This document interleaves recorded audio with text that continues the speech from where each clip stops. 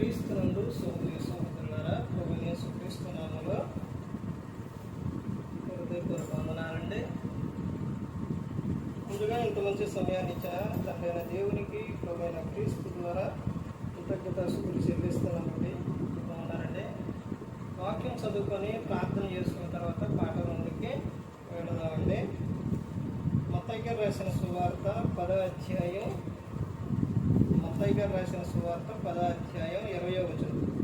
మీ తండ్రి ఆత్మ మీలో ఉండి మాట్లాడుచున్నాడే కానీ మాట్లాడువారు మీరు ప్రార్థన చేస్తున్నాడు. పరలోకమందున్న మా తండ్రి, పరిశుద్ధ ప్రేమ గల తండ్రి, గొప్ప తండ్రి, గొప్ప తండ్రి, మీ ప్రియకుమారుడు యేసుక్రీస్తు ప్రభువారి ద్వారా కృతజ్ఞతాస్తుతులు చెల్లిస్తున్నాము నాయన. అయా కూడికంతట్లో మీరు నడిపించండి, వాక్యం బోధించండి. వినువారు తండ్రి మంచి హృదయం తిని వాక్యానుసారంగా నడిచే భాగ్యాన్ని ఇచ్చేయండి నాయన. అయా ఇదిగో తండ్రి, ప్రతి ఒక్క విషయంలో మీ కృపా కాపుదల దయచేస్తారని మా ప్రభువైన యేసుక్రీస్తు నామములో వేడుకుంటున్నాం తండ్రి. ఆమేన్. ప్రభువైన యేసుక్రీస్తు నామములో హృదయపూర్వక వందనాలండి. దేవుని కుమారుడు యేసుక్రీస్తు ప్రభువారు ఈ లోకానికి వచ్చిన తర్వాత పరలోక రాజ్యం సన్నిధిస్తుంది కనుక మారు మనసు పొందమని ప్రకటింప మొదలుపెట్టింది. అంశం పాఠం పేరు నీ బోధ క్రీస్తు బోధ, లోక బోధ. నీ బోధ క్రీస్తు బోధ, లోక బోధ. ఏ బోధ నీది? సేవకుడా, నీ బోధ క్రీస్తు బోధ, లోక బోధ. ఏ బోధ? అపోస్తలుడైన పౌలు గారు బైబిల్ గ్రంథంలో ఆయన చెప్పిన బోధ, ఆయన బోధ సారాంశం ఏంటి తెలుసండి? ఈ రోజున సేవకులుగా పిలువబడిన వారు ఎంతోమంది ఉన్నారు. అయితే వారిలోని వారు చేస్తున్న బోధ క్రీస్తు బోధేనా? యేసుక్రీస్తు గురించి చెప్తున్నారా? యేసుక్రీస్తు ప్రభువారి పేరు అందులో వస్తుందా? అది క్రీస్తు బోధేనా? ఆ బోధ ఎంతమంది ఈ రోజున చేస్తున్నారు? లోక బోధ ఎంతమంది చేస్తున్నారు? ఏంటి లోక బోధ అంటే? లోకంలో ఉన్న మాటలు చెప్పటం, కథలు చెప్పటం, అక్కడిది ఇక్కడిది చెప్పటం. అక్కడ అలా జరిగింది, ఇలా జరిగింది, ఇక్కడ ఎలా జరిగింది, అలా జరిగింది. ఇది లోక బోధ. మనిషి గురించి ఒక మనిషి మారాలి అంటే చెప్పవలసింది ఎవరి గురించి? క్రీస్తుని గురించి చెప్పాలి. అంటే మేము చెప్పేది క్రీస్తు బోధ కాదా అని నువ్వు అనుకుంటే, అందులోని క్రీస్తు బోధ నువ్వు ఆయన గురించి మరి చెబుతున్నావో, ఆయన చెప్పిన మాటలు చెబుతున్నావో నీవే పరీక్షించు. ఏంటి సత్యమైన బోధ? ఏది సత్యమైన బోధ? క్రీస్తు బోధ ఏది? ఆయన బోధ ఎలాంటిది? అధికారంతో కూడుకున్న బోధ యేసుక్రీస్తు ప్రభువారి బోధ. ఆయన చేసిన బోధ ఎలాంటిది అంటే ప్రతి ఒక్కరిని కూడా రక్షించే బోధే యేసుక్రీస్తు ప్రభువారు చేసింది. ఇక్కడ చూడండి, అపోస్తలుల కార్యాల్లో ఒక మాట చూద్దాము. ఆయన అపోస్తలుడైన పౌలు గారు చెప్పిన బోధ చూడండి. ఈ రోజున ఈ బోధ కనబడుతుందో లేదో మీకే అర్థమైంది. అపోస్తలుల కార్యాలు 24వ అధ్యాయం 24వ వచనం. కొన్ని దినములైన తర్వాత ఫెలిక్సు యూదురాలైన ద్రుసిల్లా అను తన భార్యతో కూడా వచ్చి పౌలును పిలిపించి క్రీస్తు యేసు నందరి విశ్వాసమును గురించి అతడు బోధింపగా వినెను. ఎవరి గురించి అంట? క్రీస్తు యేసు నందరి విశ్వాసమును గురించి. క్రీస్తు బోధ ఇది. అపోస్తలుడైన పౌలు గారు చేసిన బోధ. మరి ఈ రోజున సంఘాల్లో ఏ బోధ చేస్తున్నారు? ఒకరిని తిట్టడం బోధ, ఒకరిని హెత్తడం బోధ, మనుషులు మెప్పులు బోధ. నా గురించి తెలుసా? నేను ఎలాంటి వాడో తెలుసా? నేను అక్కడ చెబితే ఏమన్నారో తెలుసా? ఇవే కానీ ప్రసంగాల్లో తన్ను తాను మెచ్చుకోవటం, లేకపోతే ఇతరులని తిట్టడం, లేకపోతే ఇతరులని తగ్గించటం, ఇదేనా బోధ? ఈ రోజున క్రైస్తవ బోధ, సేవకులు చేస్తున్న బోధ. ఈ బోధ విశ్వాసం గురించి ఎవరు చెప్పారు? అపోస్తలుడైన పౌలు గారు క్రీస్తు యేసు నందలి విశ్వాసం గురించి అపోస్తలుడైన పౌలు గారు చెప్పారు. మరి ఈ రోజున విశ్వాసం గురించి చెప్పే సేవకులు ఉన్నారా? యేసుక్రీస్తు ప్రభువారి గురించి చెప్పే సేవకులు ఉన్నారా? తర్వాత అపోస్తలుడైన పౌలు గారు ఆయన ఇంకా చెప్తున్న విషయం ఏంటంటే, ఇక్కడ చూడండి, అప్పుడు అతడు నీతిని గూర్చియు, ఆశా నిగ్రహమును గూర్చియు, రాబో విమర్శన గురించియు ప్రకటించుచుండగా పెరేక్సు మిగుల భయపడి ఇప్పటికి వెళ్ళుము, నాకు సమయమైన నిన్ను పిలిపింతునని చెప్పాను. ఈ ప్రసంగం, ఈ బోధ సంఘాల్లో గాని, కూడికల్లో గాని, ఎక్కడైనా గాని ఈ బోధ వినపడుతుందా? ఈ బోధ వినపడితే వింటారా? దేని గురించి చెప్తున్నట? ఆయన చెప్తుండో నీతిని గురించి, నువ్వు నీతిగా జీవించాలి. తర్వాత ఇంకా ఏమని చెప్తున్నారంటే, ఆశా నిగ్రహముల గురించి, రాబోవు విమర్శ గురించి, రాబోవు విమర్శ, ఉగ్రత, ఇవన్నీ చెబితే మనిషి ఇక ఆ సంఘాల్లో వినడో ఉండడో. అపోస్తలుడైన పౌలు గారు ఆయన ఇంకా చెప్తున్న విషయం ఏంటంటే, క్రీస్తు బోధ ఆయన చెప్తున్న విషయం చూడండి.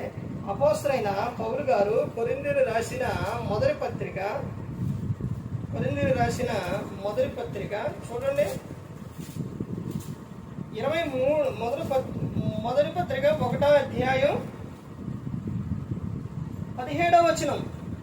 బాప్తిస్మం ఇచ్చుటకు క్రీస్తు నన్ను పంపలేదు గాని క్రీస్తు యొక్క శిలువ వ్యర్థము కాకుండానట్లు వాక్చాతుర్యము లేకుండా సువార్త ప్రకటించుటకే ఆయన నన్ను పంపెను. ఎందుకు పంపిండంట? దేవుడు అపోస్తలుడైన పౌలు గారిని ఎందుకు పంపించిండు అంటే, ఇక్కడ బాప్తిస్మం ఇచ్చుటకు క్రీస్తు నన్ను పంపలేదు గాని క్రీస్తు యొక్క శిలువ వ్యర్థము కాకుండానట్లు వాక్చాతుర్యము లేకుండా సువార్త ప్రకటించుటకు ఆయన నన్ను పంపెను. ఈ రోజున మైకు ప్రసంగం బేసు పెట్టి గట్టిగా పెట్టి అందులోని మాట్లాడితే ఆ వాయిస్ లో బేస్ వస్తే, అబ్బా అయ్యగారు ఎంత బాగా చెబుతుండో. మరి అపోస్తలుడైన పౌలు గారికి ఆ బేసమే అది లేవే మరి వాక్చాతుర్యం. చూడండి, ఒక్కసారి ఆయన చేసిన బోధ చూడండి, మనుషులు మెప్పులు చూడండి ఈ రోజున ఎలా ఉన్నాయో. ఇంకా ఏం చేయమని చెప్తున్నారు? లేకుండా సువార్త ప్రకటించుటకే ఆయన నన్ను పంపెను. తర్వాత ఇంకా ఏమని చెప్తుండో, సిలువను గూర్చిన వార్త నశించుచున్న వారికి వెర్రితనము గాని రక్షింపబడుచున్న మనకు దేవుని శక్తి. ఈ బోధ ఉందా? సిలువను గురించి చెబుతున్నారా? సిలువ ద్వారా, సిలువలో క్రీస్తు కార్చిన రక్తము ద్వారా ప్రతి పాపము కొట్టుకుపోతుంది, ప్రతి ఒక్కరికి పాప క్షమాపణ కలుగుతుంది అనే బోధ ఎవరైనా చేస్తున్నారా? తర్వాత ఇంకా ఏమని చెప్తున్నా 23వ వచనంలో, అయితే మేము సిలువ వేయబడిన క్రీస్తును ప్రకటిస్తున్నాము. ఎవరి గురించి అంట? ఎవరి గురించి అపోస్తలుడైన పౌలు గారు ప్రకటిస్తున్నారు? ఆయన బోధ చూడండి, ఏ బోధ అంట అయింది? క్రీస్తు బోధ. మేము సిలువ వేయబడిన క్రీస్తును ప్రకటిస్తాం.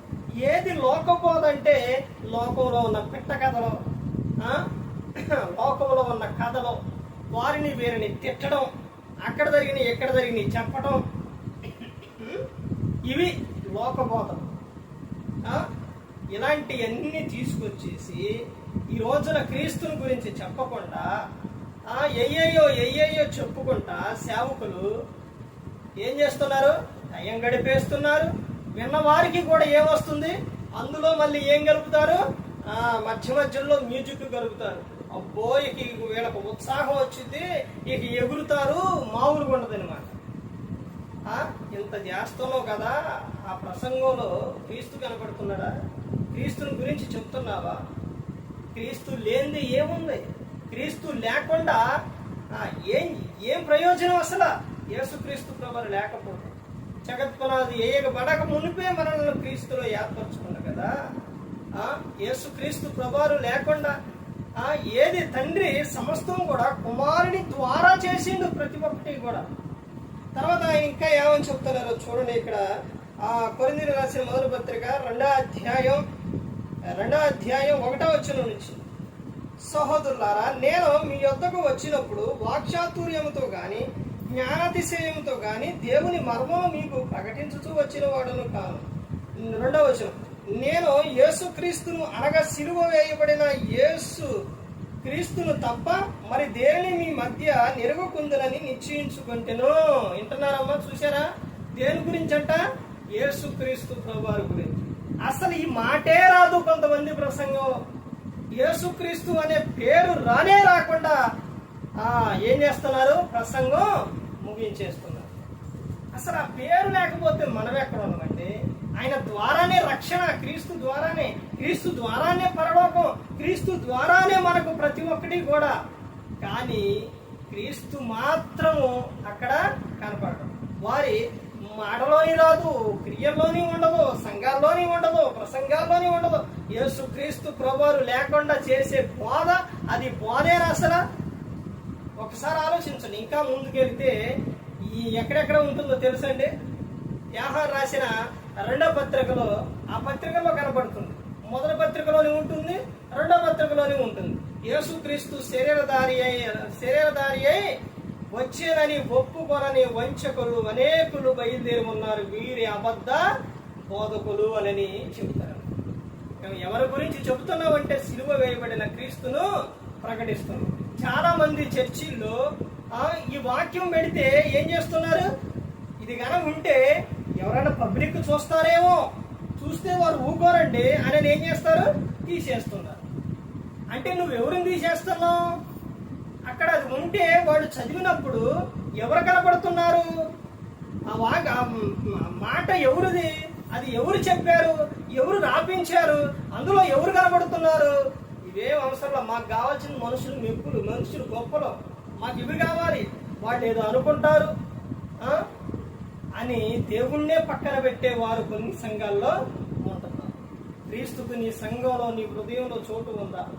ఉంటే క్రీస్తుని గురించి నువ్వు చెప్పకుండా ఉండలేవు, ప్రకటించకుండా నువ్వు ఉండలేవు. అర్థమైందంటే నీ బోధ ఏ బోధ ఒక్కసారి నువ్వు ఆలోచించు. మనిషిని, ఒక ఆత్మను రక్షించే బోధ నీది, లేకపోతే ఒక వ్యక్తిని దూరం చేసే బోధ. దూరం చేయడం అంటే అర్థం ఏంటి? నీకు అది కలుగుతుంది, ఇది కలుగుతుంది, అవి వస్తాయి, ఇవి వస్తాయి అని చెబితే ముందు బాగానే ఉంటుంది. రేపు పొద్దున ఏదైనా జరగలేదు అనుకోండి, ఉండడు. అర్థమవుతుందండి? క్రీస్తుని నమ్ముకోండి. క్రీస్తుని నమ్ముకుంటే, ఆయన పట్ల విశ్వాసం ఉంటే, విశ్వాసం ఉంచితే ఆయనే చేస్తారు. ఎంతో మందిని స్వస్థపరిచారు, ఎంతో మందిని రక్షించారు యేసుక్రీస్తు ప్రభువారు.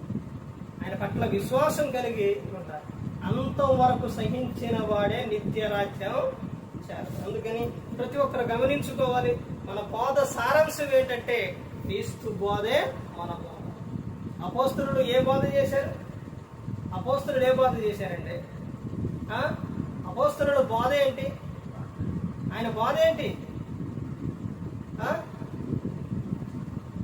ఆత్మతో సత్యముతో దేవుని ఆరాధించాలి. ప్రతి ఒక్కరు కూడా గమనించుకోవాలి, ప్రతి ఒక్కరు కూడా తెలుసుకోవాలి.